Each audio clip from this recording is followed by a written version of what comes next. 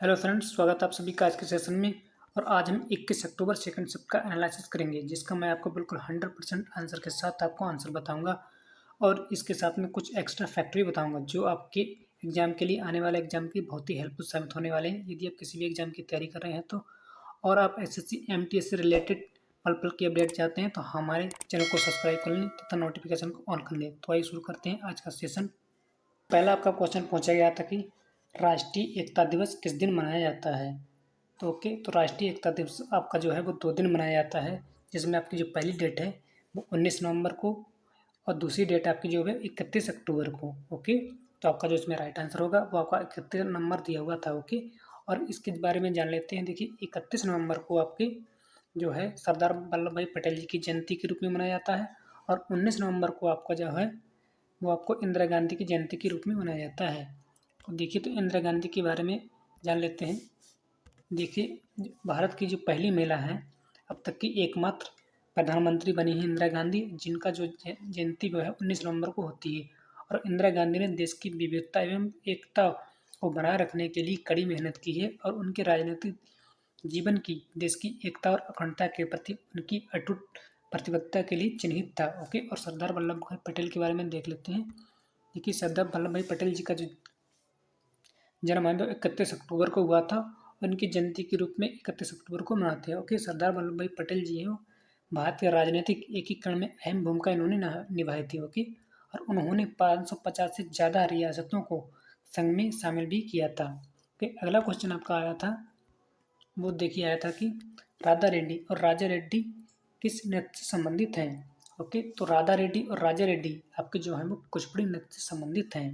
Okay, तो इनके बारे में जान लेते हैं कुछ इन्फॉर्मेशन। देखिए, जो राधा रेड्डी और राधा रेड्डी हैं ये दोनों ही आपके नृत्य युगल हैं, गुरु और कोरियोग्राफर हैं। वे कुचिपुड़ी के दक्षिणी भारत नृत्य के रूप में प्रतिपादक के रूप में प्रसिद्ध हैं। ओके, और जो राधा रेड्डी जी का जन्म है, उनका राजा जी का जन्म इसमें हुआ था आपका 6 अक्टूबर 1943 को। और राधा रेड्डी का जन्म आपके 15 फरवरी 1955 को हुआ था। और ये भारतीय कुचिपुड़ी नृत्य युगल गुरु और कोरियोग्राफर दोनों तीनों हैं। ओके, और वे दक्षिणी भारतीय नृत्य शैली प्रतिपादक के रूप में जाने जाते हैं। उन्होंने दिल्ली में कुचिपुड़ी नृत्य के नाटक नर्तनरंगिणी संस्थान की स्थापना की थी और उनका संचालन भी किया था। इस जोड़ी को कुचिपुड़ी को उनके पारंपरिक गुणों के समझौता किए बिना एक नया आयाम देने का श्रेय भी दिया जाता है। ओके, अगला क्वेश्चन आपका आया था कि देवधर ट्रॉफी किस खेल से संबंधित है। ओके, तो आपकी जो देवधर ट्रॉफी है वो किससे संबंधित है, तो वो आपकी क्रिकेट से संबंधित है। ओके, आपका राइट आंसर होगा क्रिकेट। ओके, और भारतीय घरेलू क्रिकेट की लिस्ट में इसे एक प्रतियोगिता के रूप में जाना गया है। ओके, और यह 50 ओवर का एक टूर्नामेंट होता है और इसमें 3 टीमें हिस्सा लेती हैं, जिसकी टीमों का नाम जो किस प्रकार है। देखिए, इनको हम टीम ए कह के बुलाते हैं, टीम बी और टीम सी के नाम से 3 नाम दिए गए हैं उनको, 3 टीमों को। ओके, और इनका जो नाम है प्रोफेसर डी.वी. देवधर के नाम पर रखा गया है, इस ट्रॉफी का नाम है। और यह ट्रॉफी जो है सालाना खेली जाती है। अगला क्वेश्चन आपका आया था कि न्यू लैब्स फॉर वर्ल्ड लेखों की श्रृंखला किस लेखक ने के लेखक कौन है। ठीक है, न्यू लैब्स फॉर वर्ल्ड लेखों की श्रृंखला के लेखक कौन है। तो इस लेखों की श्रृंखला के जो लेखक हैं वो आपके अरविंद घोष जी हैं। और अरविंद घोष जी के बारे में देख लीजिए, जान लेते हैं एक नज़र में कि अरविंद घोष जी एक दार्शनिक, योगी, गुरु, कवि और राष्ट्रवादी भी रहे हैं। ओके, और उन्होंने 1893 ईस्वी में मुंबई के दैनिक समाचार पत्र इंदु प्रकाश में न्यू लैब्स फॉर वर्ल्ड लेखों की श्रृंखला लिखी थी। और उन लेखों में उन्होंने उदारवादी राजनीति की आलोचना की और ख़ास तौर पर उन्होंने कांग्रेस की उदारवादी नीति की आलोचना की थी। तो ये भी आपको ध्यान रखना है।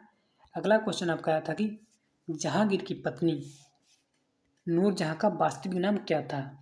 ओके, तो इसमें आपका राइट आंसर होगा नूरजहां की नूरजहां का जो असली नाम था वो मेहरुन्निसा था। ओके, तो इसमें जो आपका राइट आंसर होगा वो मेहरुन्निसा होगा। और ये नूरजहां की बेगम थी। और जहांगीर ने साल 1661 में मेहरुन्निसा से 1611 ईस्वी में 1611 ईस्वी में मेहरुन्निसा से विवाह किया था। और विवाह के बाद उन्होंने नूरजहां तथा नूरमहल की उनको उपाधि दी थी। और नूरजहां का जो जन्म है वो 31 मई 1577 को कालंदर में हुआ था, जो इस समय पाकिस्तान अफगानिस्तान का हिस्सा है। ओके, और उनका निधन 18 दिसंबर 1945 को लाहौर में हो गया था, जो इसमें पाकिस्तान में आता है। ओके, 2 लाहौर हैं, एक लाहौर आपका जो है पंजाब में लगता है और एक लाहौर आपका जो है पाकिस्तान में लगता है। ओके, ये भी आपको ध्यान रखना है। अगला क्वेश्चन आपका आया था कि टी.एच. विनायकम किस वाद्य यंत्र से संबंधित हैं? ओके, तो टी.एच. विनायकम आपके जो हैं वो घाटम वाद्य यंत्र से संबंधित हैं। देखिए घाटम क्या होता है? देखिए जो घाटम जो होता है कि मिट्टी के बर्तन के बले बना हुआ होता है, एक वाद्य यंत्र होता है, और जिसको जो घाटम को लोकप्रिय बनाने का जो श्रेय है इन्हीं ने दिया है उनको, ठीक है। और जो घाटम दो उनको किस तरह से बजाते हैं, देखो घाटम को हथेलियों और उंगलियों की एड़ी से बजाया जाता है। इसे गोद में रखा जाता है और मुख संगीतकार के जो इसका जो मुख होता है संगीतकार के पेट की ओर होता है इस बर्तन का, और बर्तन और पेट के बीच की दूरी को बदलकर संगीतकार जो है वो वाद्य यंत्र के सुर को बदल सकता है। ओके, अगला क्वेश्चन आपका आया था कि स्टार्च का पता लगाने के लिए किस परीक्षण का उपयोग किया जाता है? स्टार्च का पता लगाने के लिए किस परीक्षण का उपयोग किया जाता है? ओके, तो स्टार्च का पता लगाने के लिए आयोडीन परीक्षण किया जाता है। ओके, तो आपका राइट आंसर होगा आयोडीन। ओके, तो इस चलिए स्टार परीक्षण बारे में जान लेते हैं किस तरह से स्टार परीक्षण किया जाता है। ओके, देखिए भोजन में आयोडीन की कुछ बूंदें डाली जाती हैं। ओके, अगर भोजन का रंग काला या नीला हो जाता है तो पता चल जाता है कि तो इससे मालूम पड़ता है कि भोजन में जो है स्टार्च मौजूद है। ओके, और आयोडीन स्टार्च अणुओं को चिपक जाता है, स्टार्च अणु में चिपक जाता है और इस प्रक्रिया के रूप में उसका नीला या काला रंग बन जाता है। आयोडीन का परीक्षण जो है यह निर्धारित करता है कि खाद्य पदार्थ में कार्बोहाइड्रेट है या नहीं। ओके, अगला आपका क्वेश्चन आया था कि नेशनल कैरियर पोर्टल किस मंत्रालय ने लॉन्च किया था?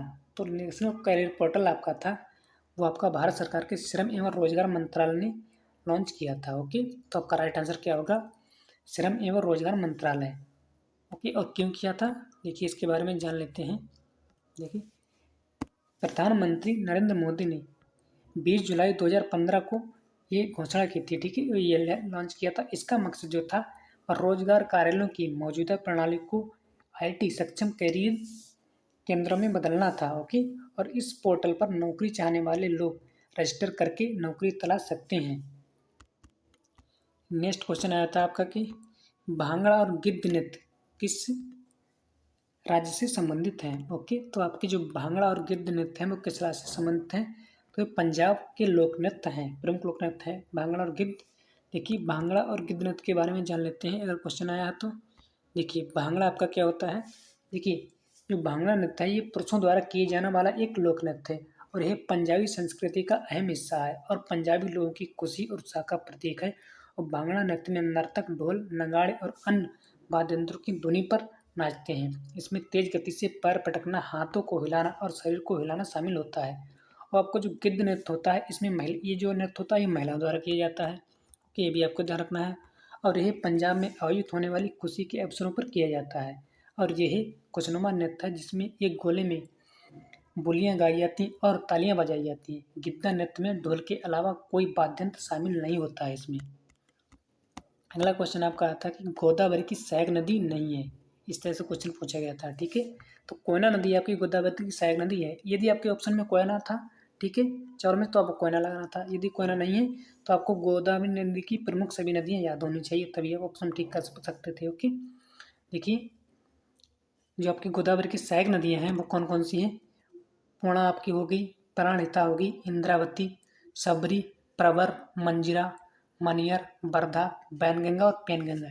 एक गोदावरी नदी की प्रमुख सहायक नदियां हैं, ये आपको याद होनी चाहिए। ओके, आगे क्वेश्चन बन सकता है। और भी इसके साथ साथ आपको याद रखना होगा कि गोदावरी नदी भारत की सबसे बड़ी प्रायद्वीपीय नदी है और यह गंगा के बाद भारत की दूसरी सबसे लंबी नदी है। गोदावरी नदी आपके महाराष्ट्र, छत्तीसगढ़, तेलंगाना, आंध्र प्रदेश राज्यों से होकर बहती है। यह नासिक के त्र्यंबकम से निकलती है और बंगाल की खाड़ी में समाप्त हो जाती है। ओके, से होकर बाहर निकल जाती है। अगला क्वेश्चन आपका पूछा गया था कि राष्ट्रमंडल खेल सबसे ज़्यादा राष्ट्रीय खेल में सबसे ज़्यादा मेडल किस राज्य ने जीते? ओके, राष्ट्रीय खेल में सबसे ज़्यादा मेडल किस राज्य ने जीते? तो इसमें आपका जो राइट आंसर होगा बिल्कुल महाराष्ट्र। ओके, तो राष्ट्रीय खेलों में सबसे अधिक जो मेडल थे वो महाराष्ट्र ने जीते थे। इसमें उसने महाराष्ट्र ने लगभग जो कंप्लीट के लगभग नहीं कंप्लीट 288 पदक जीते थे, जिसमें से 80 स्वर्ण के थे आपके और 69 आपके रजत के थे, 69 और 79 आपके कांस्य पदक थे। के साथ उन्हें ये जो खेला उन्होंने जीता था 2023 वाला था, ओके। और शीर्ष स्थान इसमें हासिल किया था इन्होंने। और इसके जो राजा भद्र सिंह थे, भद्र सिंह ट्रॉफी भी इनको जीती थी, ओके। तो राजा भद्र सिंह ट्रॉफी है वो उनको जीती जाती है, जिनको सबसे ज़्यादा स्वर्ण पदक मिलते हैं, ओके, उस टीम को दी जाती है। और महाराष्ट्र इसमें आखिरी बार 1994 राष्ट्रीय खेल की पदक तालिका में शीर्ष पर रहा था, ओके। इससे पहले जो है महाराष्ट्र 1994 में केवल एक बार जो है पदक तालिका में सबसे ऊपर रहा था। ये भी आपको ध्यान रखना है कि अगर पूछ लिया जाएगा तो अगला आपका क्वेश्चन बनता था कि उद्देश्य प्रस्ताव किसने पेश किया था, ओके। तो उद्देश्य प्रस्ताव किसने पेश किया था ये आपको ध्यान रखना है। तो नेहरू जी ने पेश किया था उद्देश्य प्रस्ताव, ओके। नेहरू जी ने पेश किया था। कब पेश किया था ये भी आपको ध्यान रखना। देखिए दिसंबर 1946 को संविधान सभा में उद्देश्य प्रस्ताव नेहरू जी ने पेश किया था और इस प्रस्ताव को 22 जनवरी 1947 को संविधान ने सर्वसम्मति से स्वीकार किया था।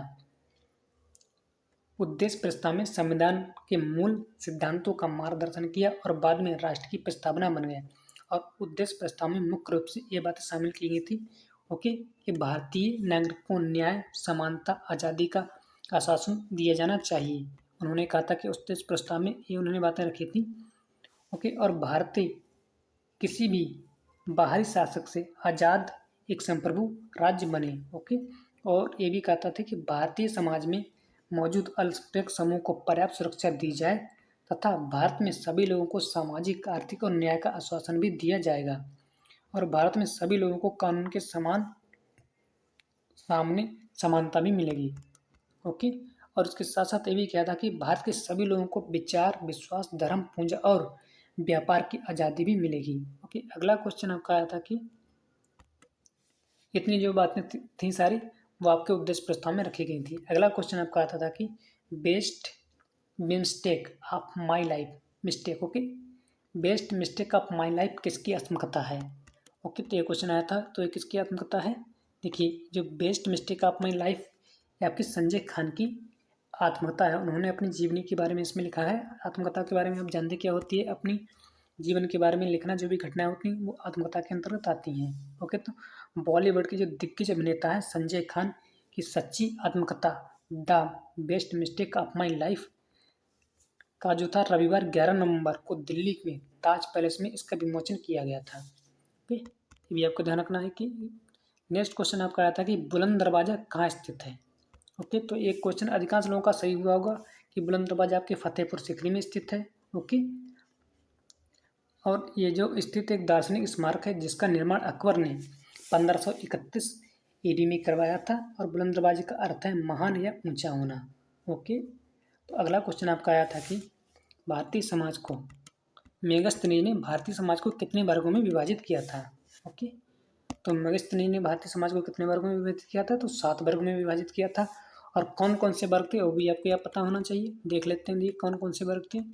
देखिए इसमें वो पहला आपका था दर्शन शास्त्री फिलोसफर, दूसरा आपका था किसान, तीसरा आपका था गडेरिया और शिकार करने वाला हेडर्स एंड हंटर्स, तीसरा आपका था व्यापारी ट्रेडर्स, पांचवा आपका था शिल्पकार, ओके, अरिस्टियंस, तीसरा आपका था सैनिक सोल्डर्स, छठा आपका था सैनिक, सातवां आपका था शासक और राज्य के अधिकारी, okay, governors and administrators. Next question आपका आया था वित्त आयोग में एक अध्यक्ष के अलावा कितने सदस्य होते हैं। देखिए तो वित्त आयोग में आपके टोटल जो है 5 सदस्य होते हैं और एक अध्यक्ष को निकाल दिया जाए तो बाकी कितने आपके बचते हैं 4, ओके। तो अध्यक्ष को निकालने के बाद आपके 4 सदस्य बनते हैं, तो इसमें आपका राइट आंसर 4 होगा, ओके। और इसमें से एक अध्यक्ष और जिन्हें भारत के ध्वजारोहण होता है उन्हें भारत के राष्ट्रपति द्वारा नियुक्त किया जाता है।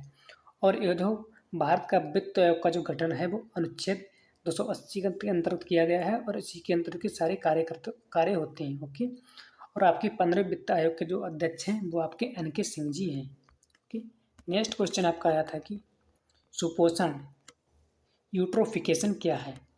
सुपोषण यूट्रोफिकेशन क्या है। देखिए सुपोषण का मतलब होता है कि जलाशय में पोषक तत्वों को समृद्ध करना। तो इसमें आपका राइट आंसर क्या होगा, जलाशयों को पोषक तत्वों से समृद्ध करना। इस तरह से आपसे कोई ऑप्शन होगा उसी को आपको लगाना था। और इसके बारे में जान लेते हैं कि सुपोषण क्या होता है। देखिए, सुपोषण यह एक प्राकृतिक क्रिया है जो समय के साथ होती है, लेकिन मानवीय गतिविधियों की वजह से इसकी दर बढ़ गई है। सुपोषण के कारण जलाशयों में पौधों और शैवालों का विकास होता है। इससे जलाशयों के पानी में ऑक्सीजन की कमी हो जाती है, जिससे जला जो जलीय जीव हैं उन सभी को नुकसान पहुंचता है। ओके, और इसके साथ साथ इसमें क्या है, इसमें पानी में शैवाल और बैक्टीरिया को अत्यधिक विकास होता है। इसमें पानी की गुणवत्ता में भी गिरावट आ जाती है, इससे मछलियाँ और समुद्री घास मर जाती हैं और मछलियों के लिए ज़रूरी आवास कम हो जाता है। ओके, यह भी आपको ध्यान रखना है। अगला क्वेश्चन आपका आया था कि आवास सारणी में समूह 17 के तत्वों को क्या कहते हैं। ओके, तो आवास सारणी में समूह 17 के तत्वों को आपको हैलोजन कहते हैं। ओके, तो आवास सारणी के 17वें वर्ग के जो तत्व होते हैं उनको हम हैलोजन कहते हैं। और हैलोजन जो है आवर्त सारणी के 6 अधातु तत्वों का 6 अधातु तत्व इसमें शामिल होते हैं। उन 6 धातु तत्व देखिए कौन कौन से हैं, उनको भी आपको ध्यान रखना होगा। देखिए, ये 6 तत्व आपके हैं फ्लोरीन, क्लोरीन, ब्रोमीन, आयोडीन, एरेस्टिन और टेनेसिन। ओके, टीएस ये आपके प्रतीक हैं। फ्लोरीन का प्रतीक एफ, क्लोरीन का आपका सीएल, ब्रोमीन का बीआर, आयोडीन का आई, एरेस्टिन का एटी और टेनेसिन का टीएस। ओके, आपके इसमें जो फ्लोरीन और क्लोरीन दो इसमें गैस होती हैं। ब्रोमीन आपका क्या है, एक तरल पदार्थ है। और ये भी क्वेश्चन बन सकता है ब्रोमीन से, ब्रोमीन क्या है, एक अधातु तत्व है। ओके, और आयोडीन एक आपकी ठोस है। और ब्रोमीन जो होती है वो गंध, ब्रोमीन की जो गंध होती है बहुत ही ज़्यादा खराब होती है। और हमारा अपनी जो आपके जो दैनिक जीवन में है, हम आप सभी लोग पानी और टूथपेस्ट में फ्लोराइड का इस्तेमाल करते हैं। ओके, इसी के साथ आपके सारे क्वेश्चन समाप्त होते हैं। यदि क्लास कहीं पे आपको अच्छी लगी है तो क्लास को लाइक करें और वीडियो को शेयर करें। धन्यवाद। जय हिंद, जय भारत।